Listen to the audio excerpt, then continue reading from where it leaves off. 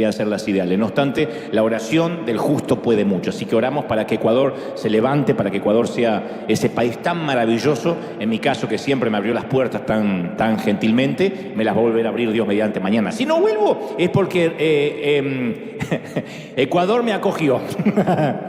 Me recibió mucho. Muy bien. ¿Estamos listos, sí o no? Muy bien. Hace un tiempo yo te conté la historia de un caso ocurrido en la madrugada del viernes 1 de enero de 1982. Y amerita que la recordemos porque tiene que ver con el mensaje que creo Dios hoy puso en mi corazón. Luego de la fiesta de Año Nuevo, un tal Kevin Tunnell de 17 años salió muy ebrio, estaba festejando con sus amigos, salió a la calle muy ebrio y se estrelló contra otro automóvil, matando instantáneamente a Susan Herzog, de 18 años. La fuerza del impacto del choque le fracturó el cráneo a la muchacha y le partió el cuello de inmediato. Y después de declararse culpable de homicidio involuntario, fue condenado a 3 años de libertad condicional más trabajo comunitario, porque era menor. Y los padres de Susan no sentían que era suficiente castigo, suficiente penitencia. Entonces lo volvieron a demandar, esta vez en un tribunal civil, por angustia emocional, y ganaron una sentencia de 1.5 millones de dólares, $1,5 millones. Suma que la familia del muchacho no podía asumir, no tenía. Pero de forma inesperada los padres de Susan renegocian y ofrecen conformarse solo con $936. 936, de $1,5 millones, se conformaron con $936 con una condición, que Kevin envíe un cheque de $1 a nombre de Susan todos los viernes durante los próximos 18 años, uno por cada año en el que Susan había estado viva. Ese fue el arreglo. La restitución semanal, el juez aceptó, obviamente, y la restitución semanal continuó hasta el año 2000, desde el 82 hasta el 2000. Y Kevin ofreció a la familia, más de una vez, cubrir toda la deuda, pagos hasta el año 2001, incluso un año más de lo exigido, darle las cajas de cheques ya firmadas, y se negaron rotundamente. Dijeron, no es el dinero el que buscamos, de otro modo hubiésemos aceptado $1,5 millones. Lo que buscamos es la penitencia. Entonces la madre le dijo al juez, queremos recibir un cheque cada bendito viernes, o lo vamos a demandar por incumplimiento, un cheque de $1 cada viernes. Queremos que cada semana él recuerde lo que hizo, que sienta nuestro mismo dolor como familia. Y cada vez que recibimos un cheque de Kevin, solo una cosa viene a nuestra mente: él tampoco podrá olvidarse. No se tiene que olvidar. La prensa tituló este singular caso como el purgatorio personal de Kevin Tunnell, porque nadie cuestiona el dolor de la familia, pero me pregunto si fueron suficientes esos $936. Digo, a ver, cuando recibieron el pago final, ¿se habrán quedado en paz? ¿Se terminó el dolor en agosto del año 2000, cuando recibieron el último cheque, el último viernes de $1? ¿Fueron suficientes 18 años de restitución? ¿Alcanzaron los 216 meses de remordimiento? Y si fuera nuestra hija, que la matan en un accidente de tránsito porque un muchachito bebió de más y haciéndose el listo la pasa a mejor vida, ¿cuántos pagos exigiríamos si fuera nuestra hija? Dicho esto, es pertinente hacer ciertas aclaraciones antes de continuar, porque cuando hablamos de ofensas, cuando hablamos de resentimiento, yo quiero catalogarlo, por lo menos lo catalogo en 3 categorías. Esta que te estoy contando de inicio del mensaje quizás sea la más dura, la más heavy, la más álgida, pero hay 3 categorías de ofensas antes de meterme de lleno en el tema, y la primera categoría son las ofensas menores, que es lo que no voy a hablar la mayor parte de este mensaje. Siempre digo que para que nos ofendan, uno tiene que dar permiso. Sin mi permiso, yo no me ofendo. Yo te tengo que dar permiso para que me ofendan. Y me pueden decir lo que sea en las redes sociales, por la calle. Si yo no les doy permiso, soy como el lobo marino, tengo piel de foca, me resbala todo. Entonces ese es un secreto que todos tenemos que llevarnos. No voy a darle permiso a nadie para que me ofenda. De ahí a que me diga lo que sea, cuestión de él, pero no me voy a ofender. Pero convengamos, en este primer rubro de ofensas menores, que hay personas que se ofenden por todo, nacieron ofendidos. Conozco a gente que se ofende de muerte. Si le envía un mensaje de texto a alguien, le clava el visto el otro y no le contesta rápido. Ya corta relaciones, lo manda al infierno. Porque hay gente que es así, muy sensible. Que aquí no hay. Vienen al otro servicio casualmente todos esos. Acá vienen los más resilientes. También me consta de personas que hacen un escándalo si les quitan su lugar en la fila.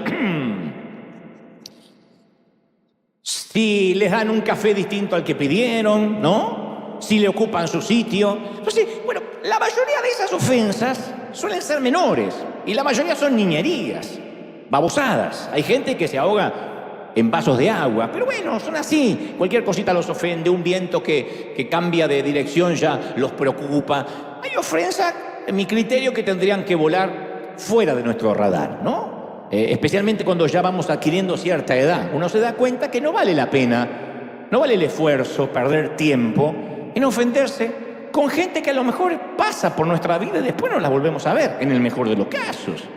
Hay gente que no la conocemos y uno se puede lastimar, ofender, porque nos dijeron algo a través de las redes.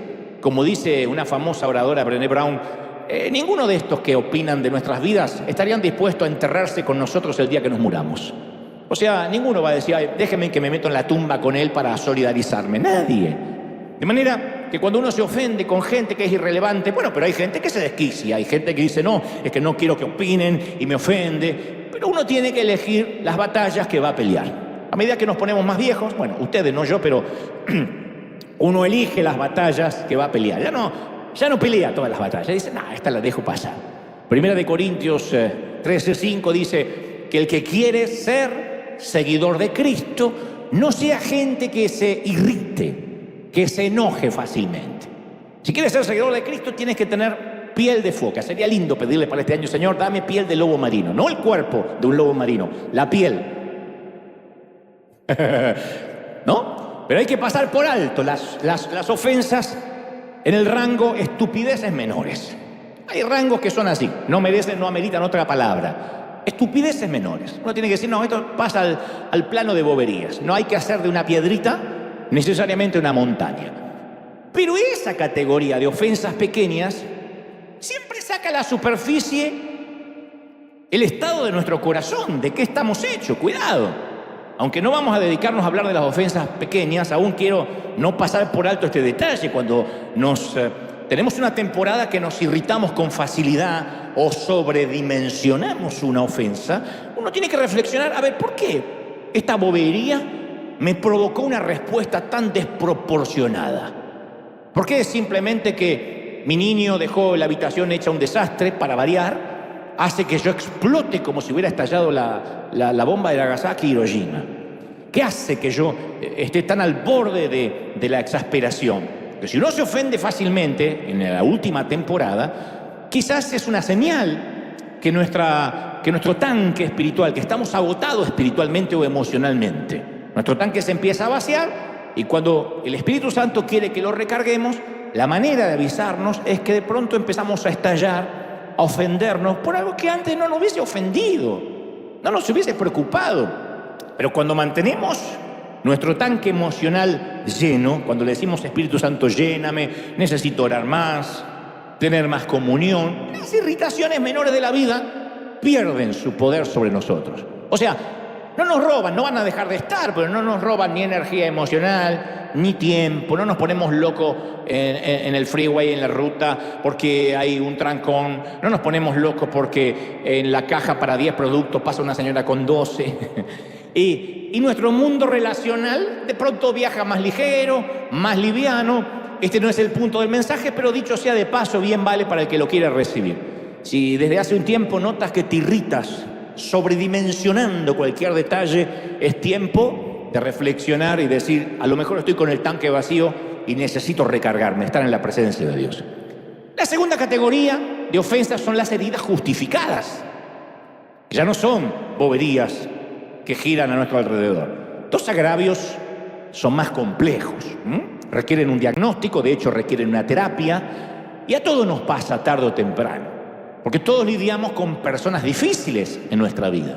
De hecho, las personas difíciles, te voy a profetizar esto, están distribuidas estratégicamente de modo que nos encontremos de 2 a 3 por semana, mínimo. mínimo. Están distribuidas estratégicamente. Si no te encuentras a 2 o 3 por semana, y si hay una semana que no te encuentras a nadie, deberías mirarte al espejo porque ahí está la persona difícil.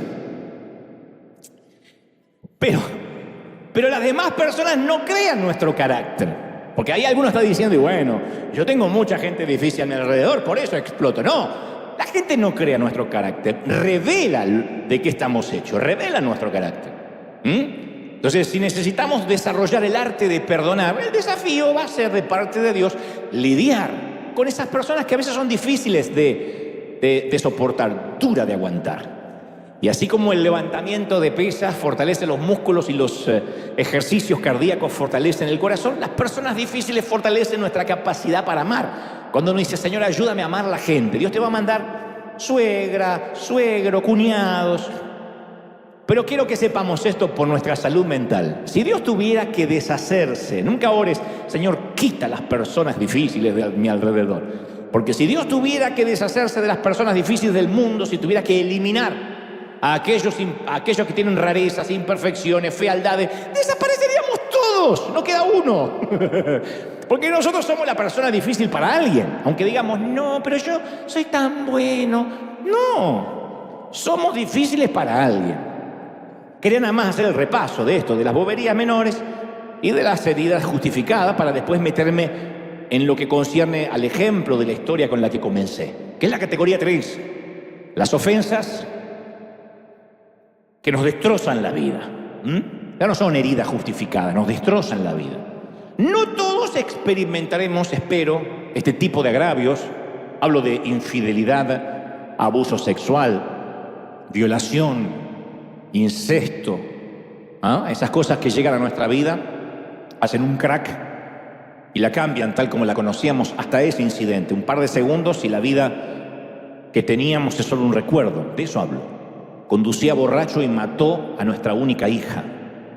Se gastó todos nuestros ahorros y lo que teníamos ahorrados para una casa, para la universidad de los chicos, en el vicio, en el juego.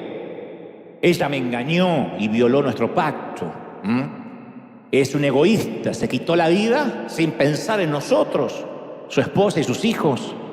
Otros, abusó de mí cuando yo era una chiquita que ni siquiera sabía lo que estaba ocurriendo. Me embarazó y se mandó a mudar. Créeme, yo no te ofrezco ni pienso ofrecerte soluciones triviales, inocuas, pequeñas, a tamaño dolor, porque sería torpe de mi parte decir, confiesa la victoria y ya está. No, un corazón normal cuando nos pasan esas cosas busca venganza, justicia al menos, como le pasó a la familia de esta muchacha con la que comencé la historia hoy. De hecho, hay un tiempo para la justicia, lo cual no está mal si es que el agravio tiene implicaciones legales. Si tiene implicaciones legales, la persona que cometió el delito o el crimen debe pagar y eso está bien. Pero caramba, perdonar cosas así no es sencillo, créeme, no es sencillo. Porque significa que reconocemos el daño, pero después tenemos que soltar a la persona, librarla, dejarla ir. Porque por más que le digamos que nos envíe un cheque semanal por 18 años, en algún momento hay que dejarla ir. Y no tiene que ver con su bien, dejarla ir para que sea feliz. Tiene que ver con nuestro bien. Porque el resentimiento es el enojo multiplicado en el tiempo. El enojo que debió durar minutos, horas en el peor de los casos, se transformó en algo que dura meses, años. Y nos mantiene encadenados al pasado, contamina el entorno, lo creas o no, intoxica el aire. Un resentido o una resentida intoxica las atmósferas, sí o sí. Cambia el clima de una fiesta, cambia el clima de una celebración. La palabra resentimiento significa, tal como lo dice etimológicamente la palabra, sentir otra vez. Resentir. Sentir otra vez. Y se aferra al pasado, lo vuelve a vivir como si fuera hoy. El resentimiento arranca la piel nueva cuando empieza a cicatrizar para que la herida nunca se sane y otra vez está sangrando o, en el peor de los casos, produciendo pus. Entonces la amargura y el resentimiento se describen en la Biblia. El escritor de los Hebreos, capítulo 12, versículo 15, dice: no sea que alguno deje de alcanzar la gracia de Dios. ¡Opa! Ustedes me están mirando como diciendo, pero nos predicaste todo el mes de que la gracia de Dios está al alcance de todos. Pero bueno, el escritor dice, no sea que alguno deje de alcanzar la gracia. No que la gracia se va a acabar, que él la deje de alcanzar. Y que brotando alguna raíz de amargura, dice el escritor, una raíz de amargura, ni habla de algo de los que tienen árboles, una raíz, los estorbe y por ella muchos sean contaminados. ¿Ven? Uno contamina, cuando está resentido contamina la atmósfera, el ambiente, porque la amargura asfixia. Todo lo que toca asfixia a los hijos, asfixia a los cónyuges, asfixia a la nueva pareja, porque tú dices, bueno, yo ya me olvidé de mi ex, pero va a asfixiar lo nuevo que quieras construir. Es un cáncer que desarrolla raíces subterráneas. Y la metástasis del resentimiento se extiende sin tregua, se extiende a raudales, no para. Entonces llega el momento en que el resentimiento, la amargura tiene vida propia. Y es imposible no continuar alimentándola, nutriéndola. Porque no es algo que tenemos, es algo que nos tiene a nosotros. No se trata si tenemos o no tenemos resentimiento, se trata si el resentimiento nos tiene cautivos o no. Y además, como si fuera poco, es un costo que no podemos pagar. No está dentro de nuestro presupuesto emocional. No fuimos creados para vivir resentidos, porque caramba, la vida ya es dura sin resentimiento. Sin estar ofendidos con nadie, la vida ya se hace cuesta arriba. Es difícil criar hijos, es difícil llevar adelante un matrimonio, es difícil tener un trabajo, costear los gastos, y a eso se le suma el resentimiento. Es una carga que nos va a doblar la espalda.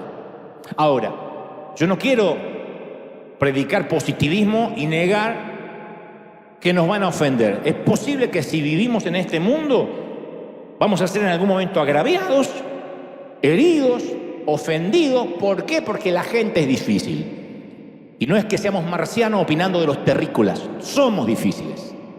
Pero el manto de la amargura lo que hace es ennegrecer nuestro mundo, nublar nuestra vista, arruinar la perspectiva, asfixiarnos el gozo. Yo siempre digo que el enemigo no nos puede robar la salvación. Claro que no. Nadie arrebata de mi mano los que son míos, dice el Señor. Pero nos puede robar el gozo de la salvación. De repente ya no estamos felices por ser salvos. Quizás no te pueda robar el matrimonio, te puede robar el gozo del matrimonio. ¿Quién te puede robar el que seas la mamá o el papá de tus hijos? Nadie, pero Satanás puede robarte la alegría de ser papá. Y aquello que alguna vez soñabas cuando no eras papi, hoy es una cruz. Eso produce el resentimiento. Quizá la herida es vieja, un padre que nos maltrató, una maestra que nos menospreció, que ya ni recordamos el nombre de la vieja y de la hermana, una pareja que nos traicionó, o quizás la herida más reciente, el amigo que nos debe dinero y se compró un auto nuevo, el condenado, nuestros amigos que hicieron una fiesta y no nos invitaron, y uno dice, pero puede ser si yo siempre le di un lugar a mi mesa, los hijos que criamos que parecen haberse olvidado que existimos.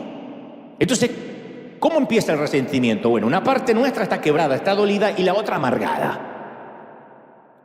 Una parte nuestra quiere llorar y la otra quiere pelear. Es el fuego de la ira que empieza a arder, que empieza a consumir, y entonces ahí uno tiene que tomar una decisión. Si somos adultos tenemos que tomar una decisión. Si no vamos a andar haciendo berrinche como los pequeñitos. Uno tiene que tomar una decisión. ¿Apago el fuego o lo avivo? ¿Supero este asunto o lo abandono? ¿Lo suelto o lo alimento todos los días? Porque ¿qué es resentimiento? Es permitir que el dolor se convierta en odio. Nos ofenden y nos duele. Hasta ahí es una reacción natural, humana. Pero cuando yo vuelvo a sentir y a sentir y a sentir, es resentimiento. Y cuando es un resentimiento, después se transforma en odio. ¿Y qué es resentimiento? El odio es atizar, alimentar, aventar el fuego.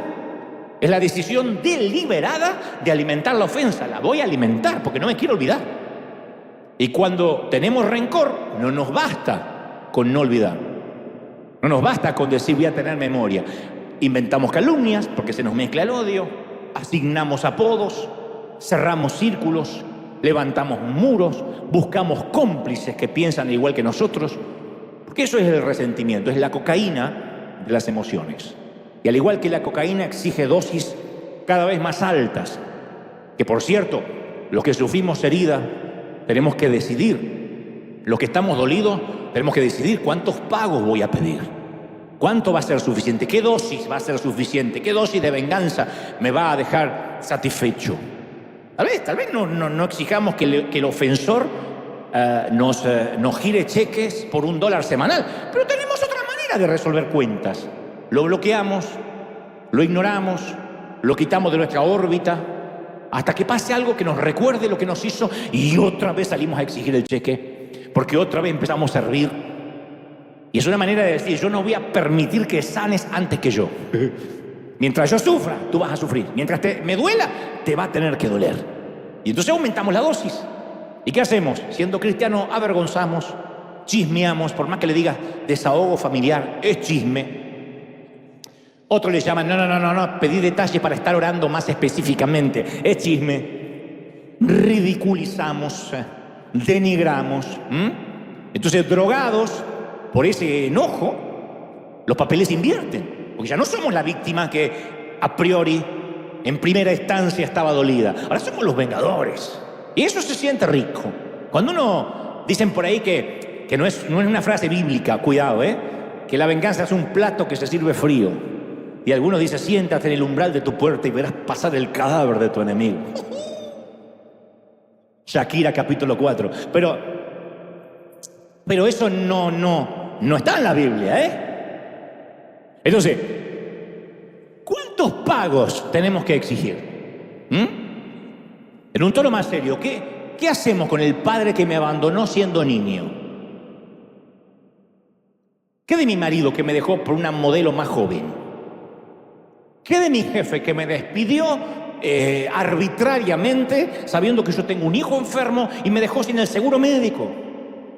Entonces, cuando consideramos que nos han hecho algún mal, podemos fabricar un centenar de razones en contra del perdón. Decir, bueno, yo no puedo perdonar. Ponte en mis zapatos, esto fue lo que me pasó. Todos tenemos una historia triste que contar. Y decimos, bueno, no es que no quiero perdonar, pero primero necesita aprender una lección este fulano. Yo no voy a premiar un comportamiento irresponsable. A ver, sí lo quiero perdonar, pero voy a dejar que sufra un poco. Le va a venir bien.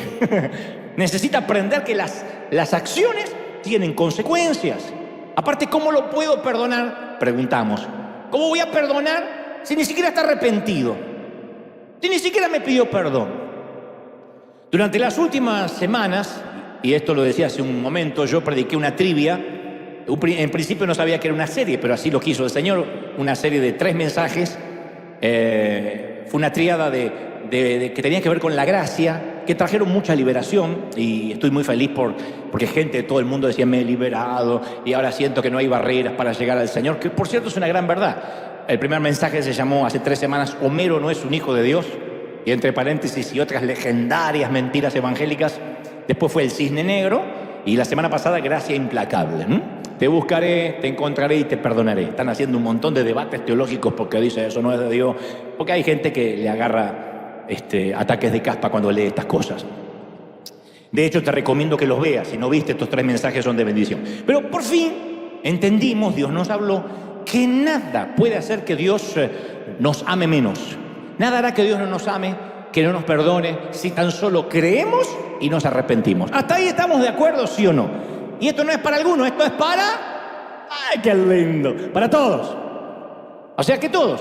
Nada nos puede separar del amor de Dios, ni lo alto, ni lo profundo, ni lo presente, ni lo porvenir, ni ninguna otra cosa creada en el cielo, ni debajo de la tierra, ni debajo del cielo. Nada nos puede separar. Si bien esto es cierto, creo que ya estamos listos y maduros para comprender. Primero te voy a dar la anestesia para que no duela y después vas a recibir la inyección, para comprender que sí hay algo que podría dejarnos fuera de la gracia y el perdón de Dios, pero por decisión puramente nuestra.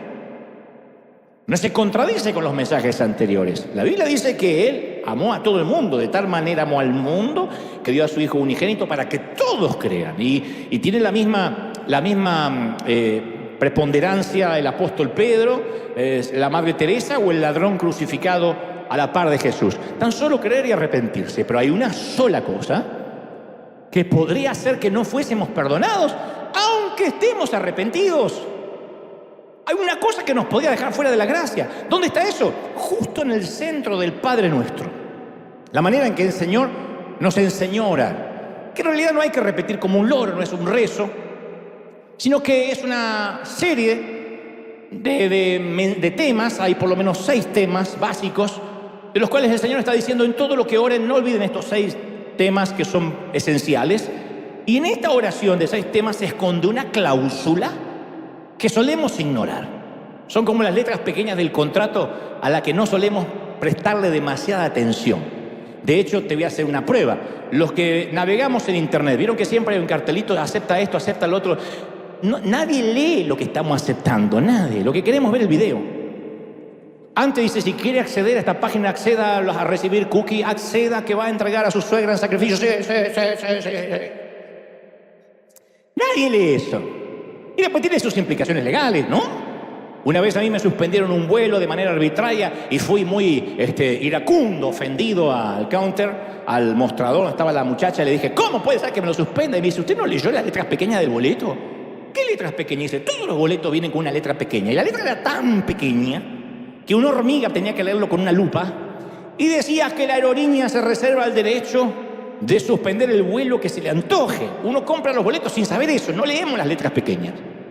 Pero en este caso no se trata de una aerolínea, se trata de un contrato eterno que si no cumplimos la cláusula, todo el contrato pierde la validez.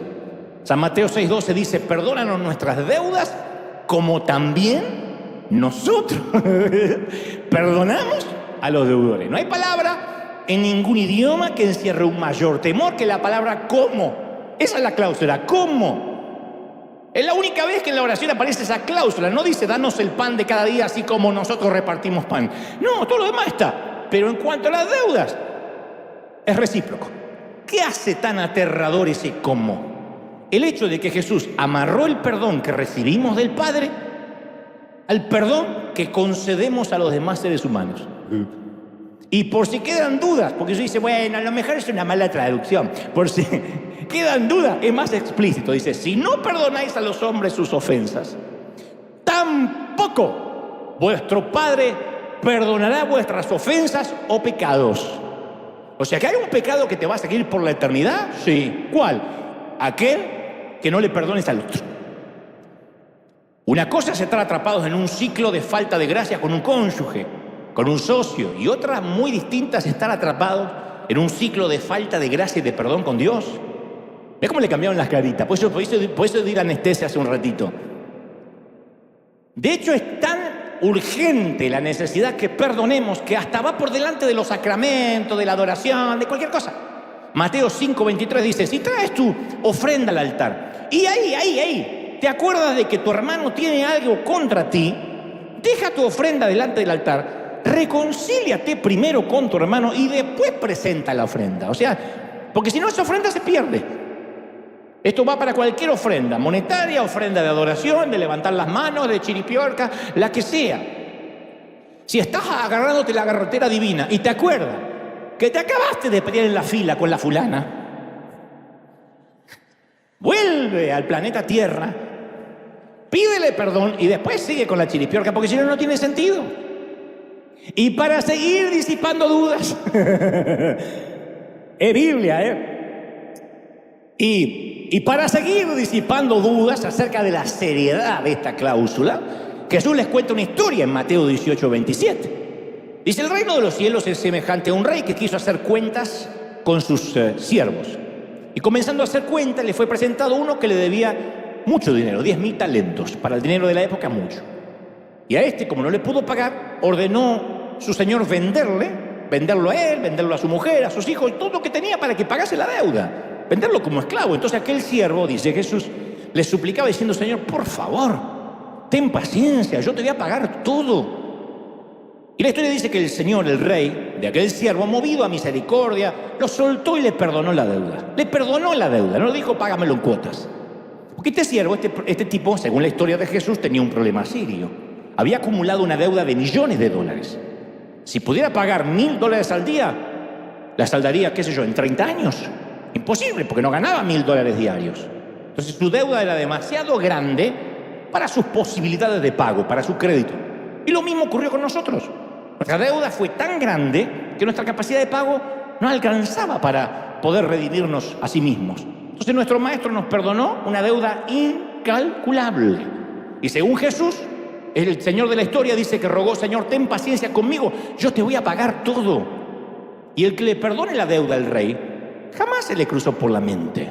No dijo, perdóname la deuda, dijo, yo te lo voy a pagar. Y aun cuando él no suplicó gracia, la recibió. Salió del salón del trono como un hombre libre de deudas. Y Jesús cuenta el spin-off, la continuación de esta historia. Dice, y el tipo perdonadito, así con pechito de paloma, tipo argentino, va caminando por la calle, llama por celular a la señora y dice, gorda, ¿no sabes lo que me pasó? No estoy discriminando. Él le decía gorda a la mujer. Gorda, ¿no sabes lo que pasó? Hay una versión que cuenta eso. Y dice, ¿no sabes lo que me pasó? ¿Qué pasó? ¿Qué pasó? ¿Nos vas a vender? No. Me perdonó solo hay que vender a tu mamá, pero después toda la deuda. Toda la deuda está pagada, ¿no? Y dice la escritura que mientras que va charlando y contando la noticia, haya uno de sus consiervos, porque a la vez tenía sus empleados, que le debía 100 denarios, nada. A le habían perdonado, qué sé yo, el equivalente a $10.000. Y ahora se encuentra con alguien que le debía a él 100. Y lo empezó a ahogar diciendo, págame lo que me debes. Y el consiervo hace lo mismo que hizo él hace un ratito con el rey. Le dice, por favor, ten paciencia, te voy a pagar todo. Dice, no quiero. Y lo echó a la cárcel hasta que pagase la deuda. Algo anda mal en esta historia. ¿Cómo así se comporta un tipo al que le acaban de perdonar millones? ¿De verdad? ¿Ahogar a una persona porque te debe unos pocos pesos? ¿Son estas las palabras de un tipo que acaba de ser declarado libre de deuda? ¡Págame lo que me des! Y exige que pongan a su deudor en la cárcel hasta que le paguen todo. ¡Pero qué bandido, qué rastrero! Rata inmunda. Animal rastrero, escoria de la vida, adefesio mal hecho, infrahumano, espectro del infierno, maldita sabandija, cuánto daño me has hecho. Oh.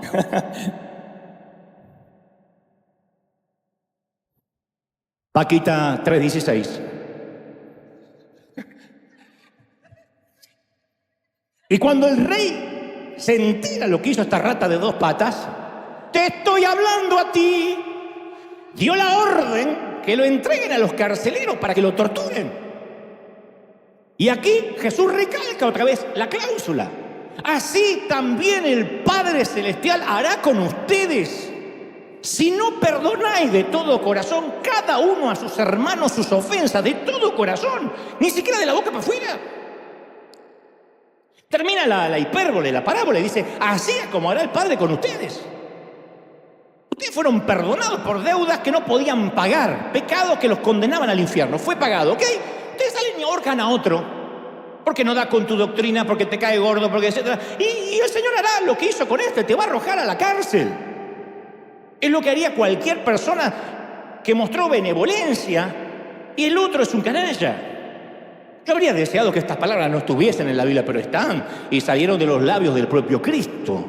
Entonces Dios nos concede una responsabilidad terrible. Con la misma vara que medís, serás medido. No te dice una vara conforme a Juan Pablo II, a Billy Graham. Con la vara que tú mides serás medido, punto. Entonces, de alguna forma, el perdón divino depende de nosotros. Estás pensando, pero a ver, perdonar a nuestros enemigos, la persona que me engañó. ¿A qué incluye? ¿Perdonar a los que promueven el aborto? ¿A los pedófilos también? ¿Al predicador hereje? ¿Al apóstol de la prosperidad? ¿Al que maldijo a mis hijos por haber salido de su cobertura apostólica? ¿Al que me discriminó cuando quedé embarazada de soltera, pero después ese ministro tapó el embarazo de la novia de su hijo? ¿Quién? Hipótesis. Chusma. Al igual que la gracia, el perdón tiene la escandalosa cualidad de ser inmerecido, no ganado, injusto, arbitrario, parcial. Entonces, ¿por qué Dios nos exigiría un acto totalmente antinatural así que desafía todos nuestros instintos primarios? Porque nuestro instinto primario es venganza. Bueno, ¿por qué nos desafía así? Porque así es Él. Porque cuando Jesús expresó por primera vez el mandato amad a vuestros enemigos, le añadió esta explicación. Él dijo, para que seáis hijos de vuestro Padre que está en los cielos, que hace salir el sol sobre malos y sobre buenos, y hace llover sobre justos y sobre injustos. Si quieres tener el carácter de Dios, vas a tener que medir a todos por igual, al malo y al bueno, al que te cae bien y al que no tragas. Yo llamé este mensaje la tercera cláusula 490, debido a que este número aparece por primera vez en Génesis, capítulo 4, versículo 23. Es la primera vez que aparece el número 490. Resulta que había un personaje no muy conocido, llamado Lamec, que inventó esta curiosa cifra. Lamec le dijo a sus mujeres: a un hombre maté por haber herido a un joven y por haberme golpeado. 7 veces será vengado Caín, pero Lamec se vengará 70 veces 7. Esa frase la dijo en Génesis un tal Lamec, un descendiente de Caín, un tataranieto.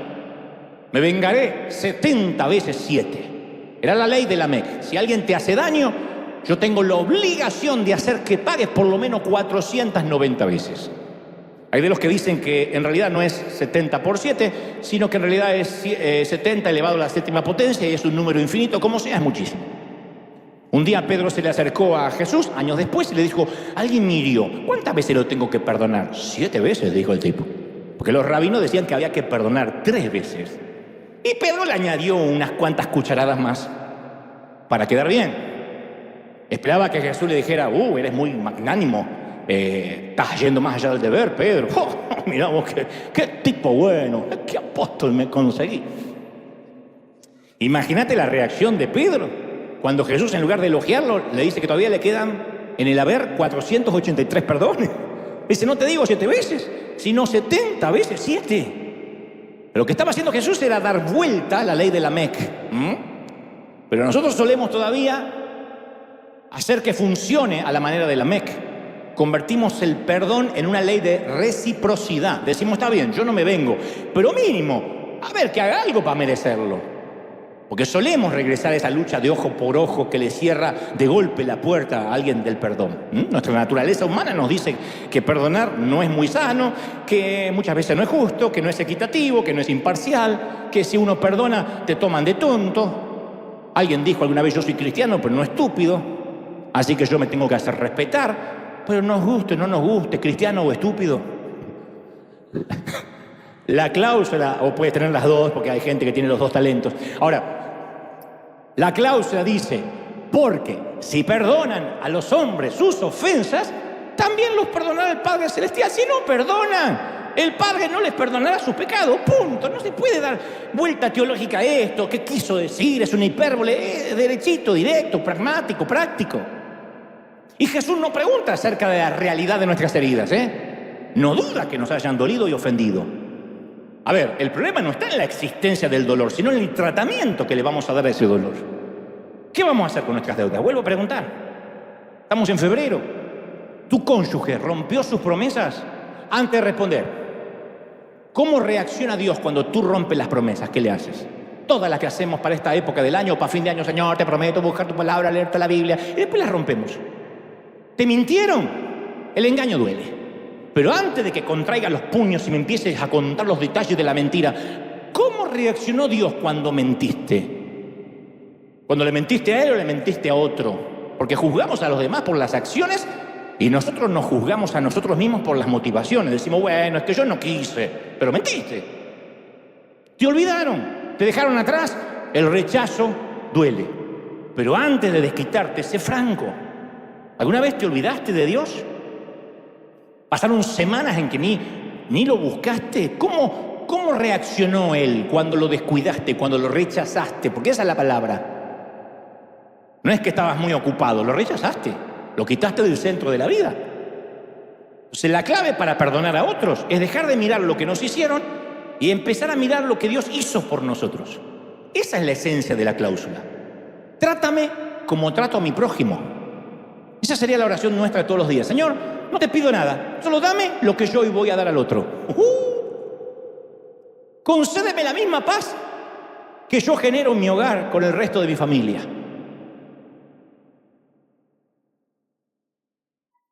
Bien, sexta. Déjame disfrutar la misma tolerancia que yo doy. No te pido más, Señor. No te pido: qué bruto, qué tolerante conmigo. Dame la misma tolerancia que yo ofrezco a los demás. La misma paciencia que yo otorgo es la que yo pido. En Lucas 6, se rió porque no tiene un gramo de paciencia aquella.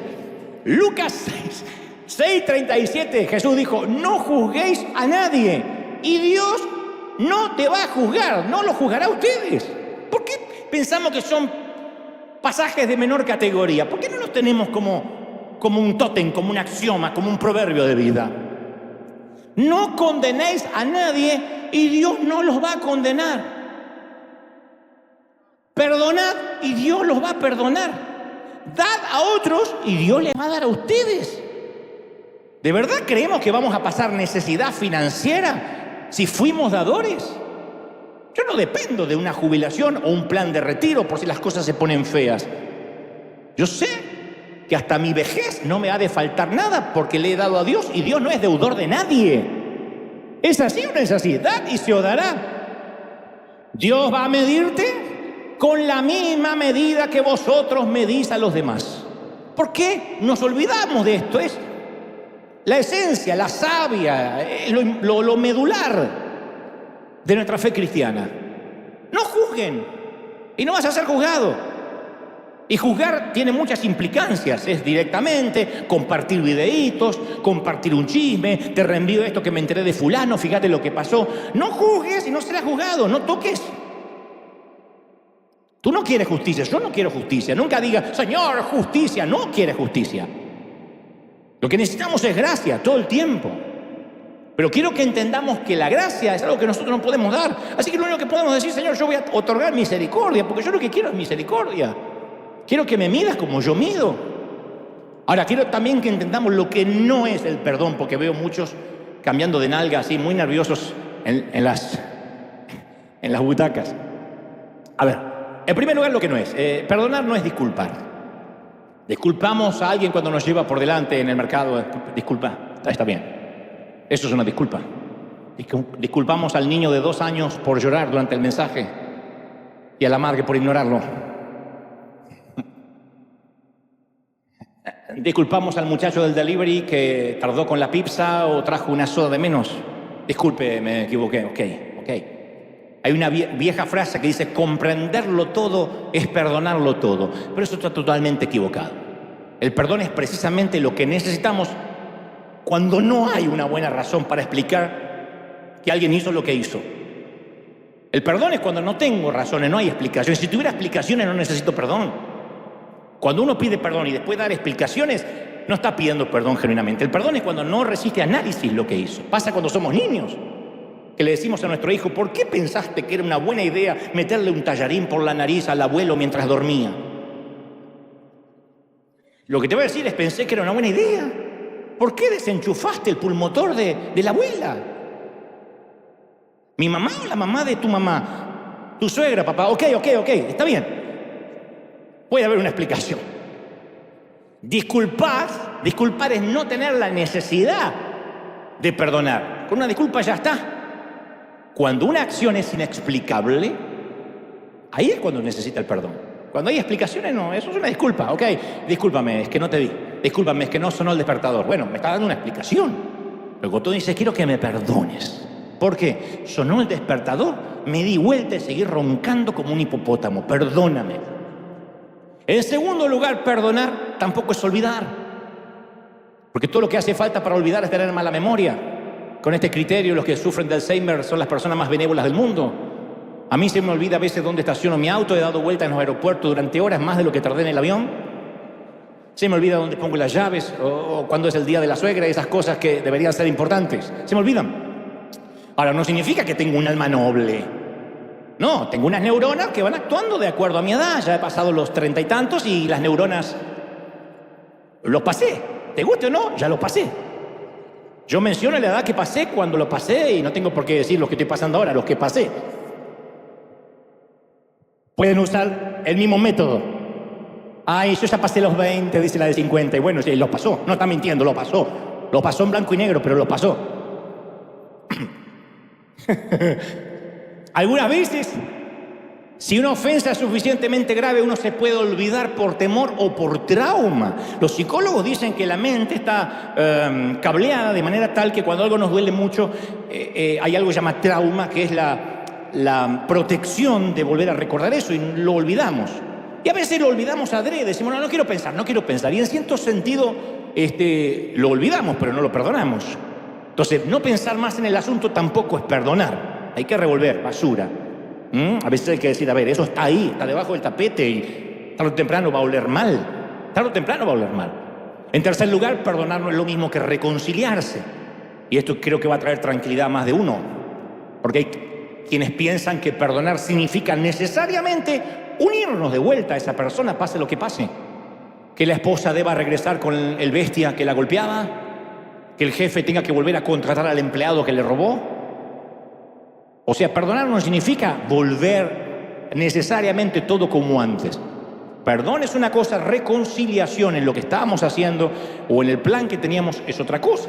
No es algo que el Señor está exigiendo. La reconciliación exige que quien nos hirió esté arrepentido del mal que hizo y que queramos volver a intentarlo. Eso es reconciliación. Pero la reconciliación no es inherente al perdón, no van juntas. Por eso algunos dicen, ¿cómo voy a perdonar a mi ex esposo si me hizo tal cosa y aparte yo ya formé un nuevo hogar? No, perdonar, hay que perdonarlo, hay que dejarlo ir. No traerlo y vivir con los dos maridos porque sería complicado. Entonces, podemos perdonar, pero si no nos obliga a tropezar 2 veces con la misma piedra. Uno aprende. Hay empleados que alguna vez he tenido o compañeros en el liderazgo que yo no volvería a trabajar mancomunadamente nunca más. Pero yo tengo que presentarme delante del Señor y saber si no se debe al rencor, si realmente lo perdoné, y el hecho de no trabajar juntos se debe a que aprendí que somos incompatibles, de que hay visiones diferentes. Le pasó con Pablo cuando le pide que no se le asigne a Timoteo, etc. Hay momentos donde uno puede decir, no vamos juntos en la misma dirección, pero no hay rencores. Puedo abrazarlo donde me lo encuentre en la vida. Y para terminar te voy a decir lo que el perdón verdadero sí es. La primera etapa del perdón es acaso la más difícil, es tomar la decisión de no herir a la persona que nos hirió, no buscar venganza. Cuando lo perdono, renuncio al derecho de herirlo, renuncio a la ley de Lamec. Eso es lo primero. Aunque nos hayan herido de manera deliberada, suspendemos la ley de la venganza. Decimos, si yo me defiendo, no me defiende Dios. En lo que ponga las manos, Dios va a decir, ok, cuando termines me avisas, si es que me quieres avisar. Pero cuando perdonamos, lo liberamos de la prisión que construimos en nuestra mente para darle perpetua. Lo liberamos. Entonces, lo primero es decir, yo no lo voy a herir. Porque cuando hay gente que nos invita a pelear en el barro, no te metas, tiene más experiencia que tú. Hay gente que en la bajeza en la que se mueve, tiene más experiencia que nosotros. Y entonces cuando uno responde con insultos, cuando uno puede responder con ironía para neutralizar el insulto, pero no a la persona, para dejar sin efecto el insulto. Pero cuando uno se rebaja a la persona, está ganándose el derecho de decir me voy a vengar, y eso no es el verdadero perdón. La segunda etapa del perdón es una nueva forma de sentir. Una de las cosas que sucede cuando nos hieren es que cuando miramos a quien nos hirió, ya no vemos a la persona, vemos a la ofensa. Por eso le cambiamos el nombre, ya no es Juan, es el infiel. Ya no es Roberta, es la chismosa. Ya no es fulanito el empleado, es el ladrón. Pero al perdonar descubrimos de nuevo la humanidad de quien nos ofendió. Entonces esa persona deja de ser solo una deuda de dolor sin cobrar. Es alguien que quizá se siente solitario, herido, débil, torpe como nosotros. Un enemigo es alguien que nunca nos tomamos el tiempo de conocer. Aquel que nosotros detestamos, cuando lo conocemos nos damos cuenta que es un nene asustado, una nena asustada. En menor medida me pasa a veces en los aeropuertos, cuando viajo. Una vez me encontré con un profeta que se dedicó toda la vida a dilapidarme, a hablar mal de mí, a editar videos, eres una basura del infierno. Me lo encontré de frente en un aeropuerto en Dallas. Me pidió un autógrafo.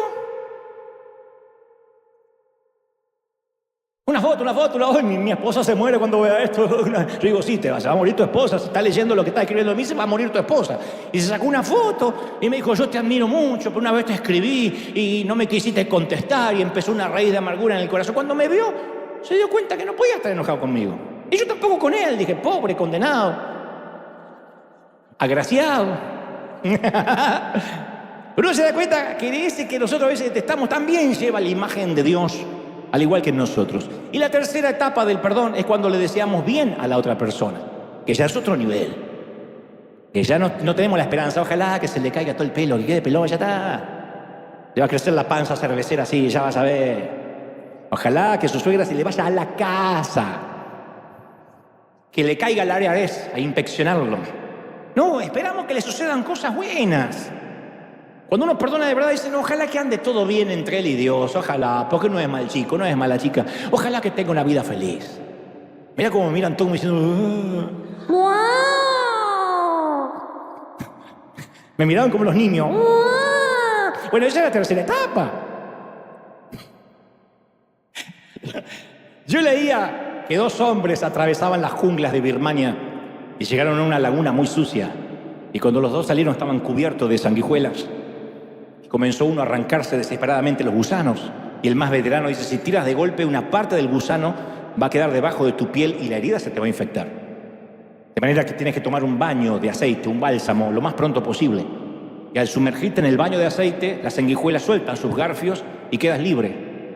Le dice el otro, ¿me está diciendo que me quede con las sanguijuelas? Sí, hasta que te sumerjas en aceite. Si no, te vas a arrancar pedazos de piel.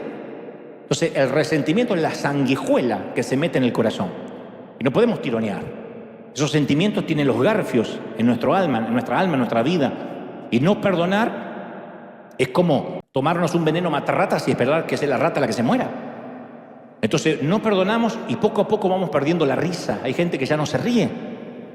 No perdonamos y nos volvemos a confiar en nadie más, nos volvemos desconfiados, acervos, egoístas. Entonces, ¿qué tenemos que hacer? Sumergirnos en el bálsamo de Dios, en el aceite divino del Espíritu Santo. Decir, Señor, yo me quiero sumergir en aceite porque mi humanidad no está capacitada para sacarme estas sanguijuelas. Me las voy a arrancar y voy a estar peor. Entonces, sumergirnos en el bálsamo. Yo esta semana pensaba que no es fácil ver a Jesús lavando esos pies. Porque uno lo ve, a ver, en el contexto histórico, casi como un cuento, Jesús lavando los pies.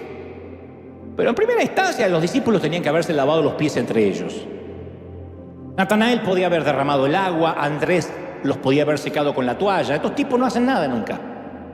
Y ahora tampoco, ninguno hace nada. Y en lugar de servir, están sentados, ni siquiera se sentaron todavía a la mesa. ¿Sabés de qué están discutiendo los discípulos? Sobre quién es el más grande en el reino. Decime si no te dan ganas de ahorcarlos uno por uno. Esta destartalada cuadrilla de tipos que hasta ayer no valían 2 pesos, 3 años después están discutiendo quién se va a sentar a la derecha y a la izquierda de Dios. Qué parecido a nosotros, ¿no? Y mientras ellos discuten, la palangana está ahí en un rincón, sin que nadie le preste atención, la toalla en el piso, la ropa de siervo cuelga en la pared. Nadie se mueve, ¿eh? Nadie, excepto Jesús. Y mientras disputan, Jesús se pone de pie, se quita el manto, descuelga la ropa de siervo, toma el cántaro, vierte agua en la palangana, se arrodilla ante ellos con una esponja y empieza a lavarle los pies mugrientos. No es justo. No es suficiente que mañana por la mañana esas manos van a ser agujereadas. ¿Qué? ¿La noche anterior también le tiene que restregar la mugre a estos? Y los discípulos, a ver, pensemos en los discípulos, ¿merecen tener los pies lavados? Si yo pudiera hablar con el Señor en nombre de ustedes, gracias por elegirme vuestro delegado, le diría, mira, Jesús, mira Juan, es el mismo tipo que te dijo que destruyeran una ciudad con fuego. No entendió nada. El mismo que dijo que censuraras a los que te seguían porque no eran parte de tu grupo.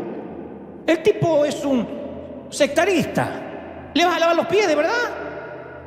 ¿Y Jacobo? Ignora, por favor, a un tipo como Jacobo. Jacobo quería un lugar de honor. Él y su hermano querían un trato especial. La mamá vino a hablar por ello. ¿Y los nenes dónde se van a sentar en el reino? ¿De verdad? ¿Le vas a lavar los pies? Dale una toalla. Que se hagan hombres. Que aprendan una lección de humildad. Y ya que estás ahí, Jesús, omite a Felipe. Él te dijo que no había suficientemente comida para alimentar la gran multitud. Al lado tuyo dudó que podías multiplicar la comida. Lo sometiste a prueba y falló. Le diste una oportunidad y la desperdició. Y Pedro el hispano, este bruto no merece que le lave los pies. Tú que lo conoces todo sabes que te va a negar mañana 3 veces. No se lo merece. A ver, no hablemos de futuro, está bien. Ninguno de acá salió en tu defensa cuando estuvieron a punto de apedrearte en Nazaret. ¿Se presentó alguno como voluntario para tomar tu lugar cuando los fariseos recogieron piedras para matarte? Tú sabes que no lo hicieron. Son ratas, escapan cuando la inundación empieza a crecer. Y tú sabes todo y sabes lo que están a punto de hacer, ¿eh? Ya puedes oírlos roncando en el jardín. Te prometen hoy que van a permanecer despiertos, pero van a roncar. Tú vas a sudar sangre y ellos van a dormir. Esta noche prometen, mañana se van a mandar a mudar. Jesús, hazte un favor. Mira alrededor de la mesa. ¿Cuántos van a permanecer contigo cuando estés ante Pilato? ¿Cuánto van a sufrir contigo los azotes del Imperio Romano? ¿Y qué discípulo va a estar lo suficientemente cerca tuyo, mínimo, camino al Gólgota, para que cuando te dobles por el peso de la cruz, pida cargarla? Ninguno. Van a tener que llamar a un extraño para que lo haga, un tipo de sirene, porque ninguno de los discípulos, ratas, van a querer estar ahí. No le laves los pies. Dile que te lo laven a ti. Es lo mínimo. Eso es todo lo que quisiéramos decirle a Jesús. ¿Y sabe por qué?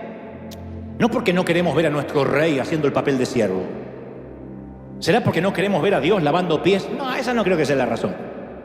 Es que no tenemos que estar obligados a tener que hacer lo mismo. ¿Acaso a nosotros no nos abandonaron también? Está bien, no nos dejaron solo en una cruz, pero sí quizás nos dejaron solos con las cuentas, o con nuestra enfermedad, o en el matrimonio, o en el frío, o en la responsabilidad. Promesas olvidadas, contratos abandonados. La lógica dice, dale una buena trompada en medio de la jeta. Jesús dice, llena la palangana. La lógica dice, rómpele la nariz, dale una lección. Jesús dice, lávale los pies. La lógica dice, no se lo merece. Jesús dice, tienes razón, tú tampoco. Yo no puedo entender cómo Dios puede ser tan amable con nosotros, pero lo es. Se arrodilla ante nosotros, toma nuestros pies y los lava. Y por favor entiende que el acto de lavar los pies a los discípulos lava también los nuestros. Tú y yo estamos presentes en esa historia. Estamos sentados a la mesa. Estos somos nosotros, que el Señor nos lava nuestros pecados. Y la limpieza no es un gesto, es una necesidad. Jesús dice en Juan 13:8, si no te los lavo, no vas a ser parte de los míos. Entonces no podemos autolimpiarnos la inmundicia. No podemos quitarnos nuestro pecado. Nuestros pies siempre tienen que estar en sus manos. Y el agua se vierte únicamente cuando confesamos que estamos sucios. Cuando confesamos que hemos andado por caminos prohibidos, por sendas equivocadas. Nuestra tendencia es sentirnos orgullosos y como Pedro y decir, no, yo estoy bien, Jesús. Unas poquitas gotas en los pies y estoy bien. No. Juan 1:8 dice, si te decimos que no tenemos pecado, nos engañamos y no hay verdad en nosotros. Nunca estamos limpios a menos que confesemos que estamos sucios. Nunca vamos a alcanzar pureza mientras no admitamos nuestra inmundicia. Y nunca podremos lavar los pies de quienes están heridos o quienes nos hirieron mientras no permitamos que Jesús, a quien nosotros herimos, lave los nuestros. Ese es el secreto del perdón. Nunca podremos perdonar más de lo que Dios ya nos perdonó. Solo permitiendo que lave nuestros pies podemos tener fuerza para lavárselos a otros. Es difícil perdonar a quienes nos hirieron profundamente. Vamos de nuevo a la habitación. Vamos a observar a Jesús yendo de discípulo en discípulo. ¿Escuchan el chapoteo del agua? ¿Lo ven? ¿Ven cómo se arrastra mientras que los cabellos le cubren la cara? ¿Cómo se arrastra de discípulo en discípulo? Conserva esta imagen. Ahora observa quién se los va a lavar. A Judas. Juan 13:12 dice, después de lavarle los pies a todos. Sí, le lavó los pies al traidor. Al vil traidor lo trató igual que los demás. En unas horas más, esos pies que están lavando van a estar en el patio de Caifás y guiarán a la guardia romana para que arresten a Jesús. Pero en ese momento el Señor los acaricia. ¿Que fue fácil para Jesús? No fue fácil, más Él que lo sabía todo. ¿Que va a ser fácil para nosotros? No va a ser fácil. Nunca dije que va a ser fácil. Pero Dios nunca nos va a pedir algo que Él no haya hecho primero. Ahí es donde la famosa cláusula 490 cobra sentido. Por eso aparece en el corazón del contrato divino. Perdona nuestras deudas como perdonamos a nuestros deudores. O en palabras más simples, lávanos la suciedad de nuestros pies esta mañana, así como nosotros lavamos la suciedad de los pies ajenos y de quienes me hirieron.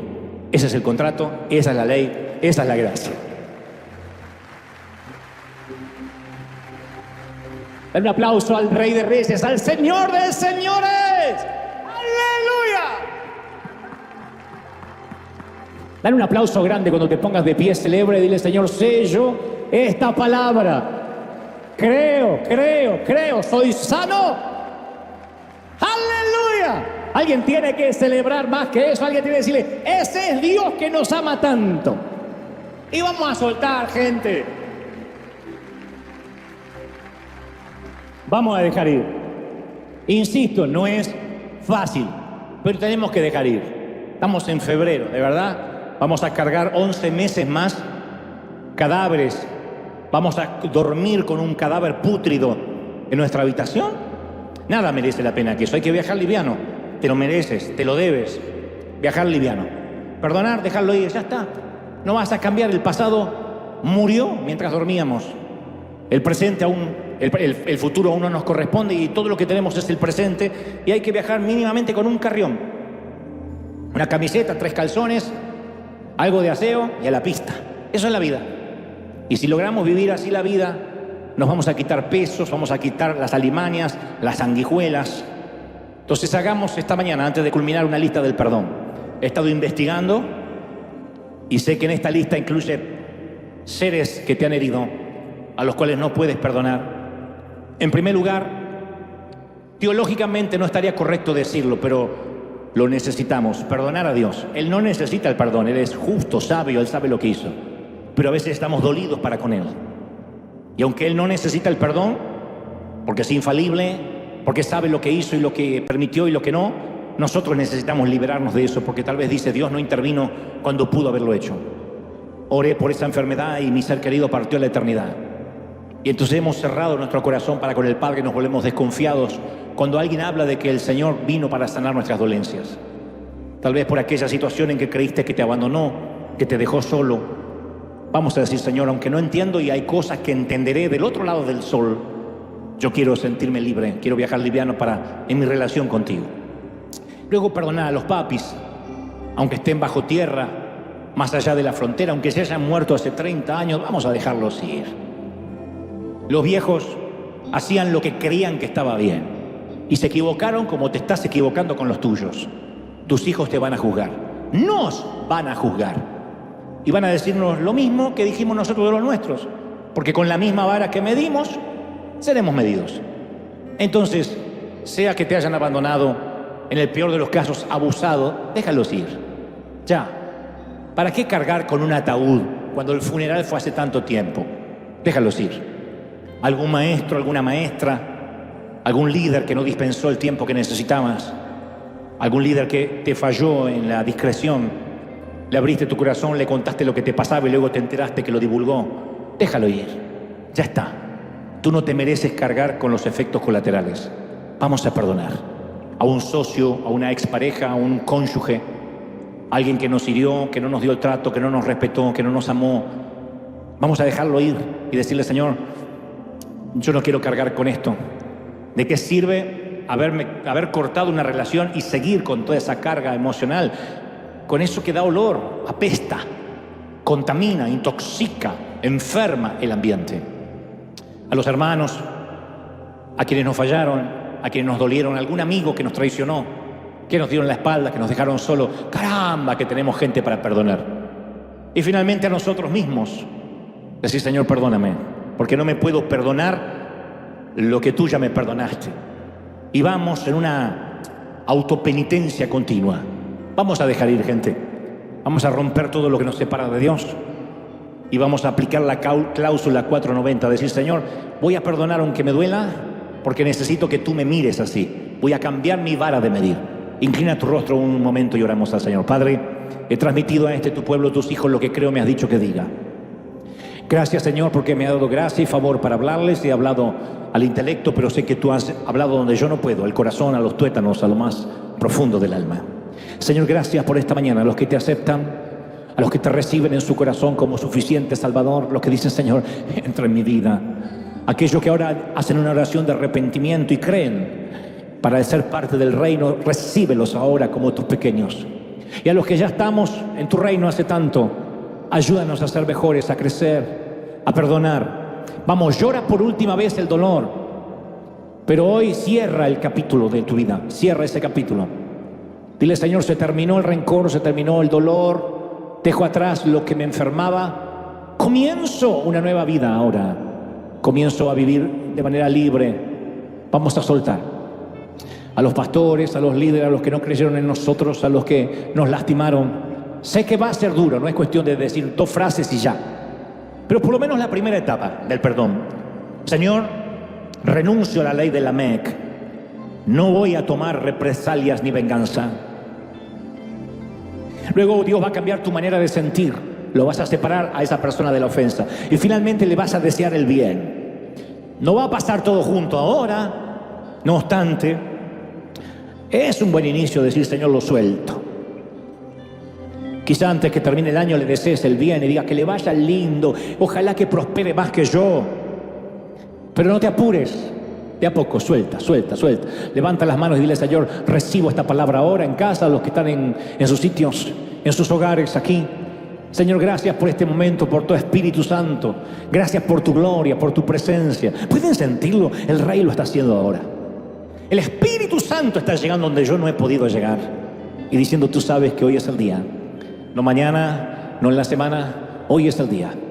Hoy hemos de soltar, hoy hemos de liberarnos y hemos de dejarlo libre. Todos. Hay de los que dicen, no traigas a memorias cosas pasadas. Pero caramba, cuando se trata de quitar la metástasis, cuando se trata de hacer una quimio espiritual, necesitamos remover hasta la última raíz de las sanguijuelas del remordimiento. Quítalas. Aun cuando eras niño, y aun cuando recuerdas esa soledad de niña, o cuando recuerdas el abuso de adolescente, o cuando te rompieron el corazón, vamos a decir, Señor, yo quiero viajar liviano. Perdono mis deudas, como perdono ahora a mis deudores. Perdona mis deudas como perdono yo a mis deudores. Dile al Señor, perdóname, Señor, como yo ahora estoy otorgando misericordia. No juzgo a nadie porque no quiero ser juzgado. No condeno porque yo no soy juez de nadie. Suelto, bendigo, para que me vaya bien. Padre, gracias por esta mañana. Yo declaro que esta oración ha comenzado una nueva etapa, una nueva temporada, y que los mejores días están por venir. Que Dios nos va a bendecir, a guardar, a llenar. ¿Cómo nos ama el Señor? ¿Cómo te ama, princesa, el Señor? ¿Cómo te ama, príncipe? ¿Cómo te va a olvidar si en sus manos te tiene esculpido? Te bendigo, mi querido, mi querida, en tu entrada, tu salida, tu acostarte, tu levantarte, tus horas de descanso, tus horas de trabajo, tus suspiros más íntimos, tus sueños más anhelados. Bendigo tus manos, tus pies. Declaro que febrero es un mes de liberación, y en la transición hay perdón, y en el perdón hay libertad, y en la libertad habita Jesucristo en nosotros. Lo creemos, lo declaramos, lo confesamos en el nombre del Padre, del Hijo y del Espíritu Santo. Sea hecho, mi gente. Seamos libres, sanos, prósperos, benditos. Dale un aplauso al Rey. Y a la gente de casa, chao, firme como talón de oso. Ese aplauso al Rey de Reyes.